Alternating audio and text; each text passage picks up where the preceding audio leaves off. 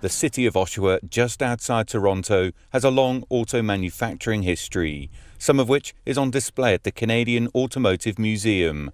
A key reason for that early success was the McLaughlin Motor Car Company that began building cars in 1907. It used to be the Mecca of auto, and a very proud community, proud with what we build. Today, the vast General Motors plant produces Silverado trucks, but workers across Canada's auto industry are worried about the future.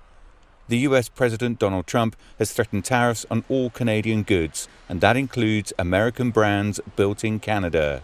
Jason Gell is the plant chairperson for the local union, Unifor. I'll say this past 4 years has probably been the best 4 years I've had, in my 23-year tenure. Now we have discussions or talks of, proposed tariffs. And it's a lot of, what's going on, what's going to happen to us, on the floor.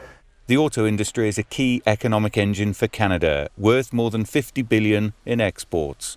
Almost all of that, 93%, is exported to the US.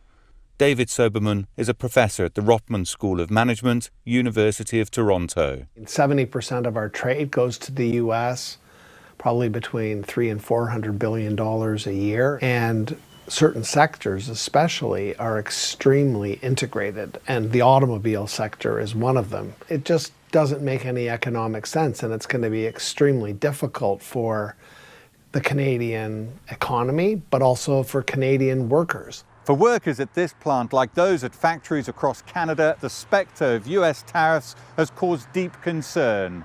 They know that tariffs could upend the auto industry and threaten jobs up and down the manufacturing chain. The people that are building the vehicles, they're going to be out of work almost immediately. And then we're going to have to figure out how to get them back to work and how to keep the industry running. I mean, we all have, mortgages or rent, we have food we need to buy, utilities, none of that's, that stuff doesn't stop because you lost your job. Many workers here remain optimistic that a deal can be reached to avoid tariffs, but that deadline is fast approaching. Dan Williams, CGTN, Oshawa.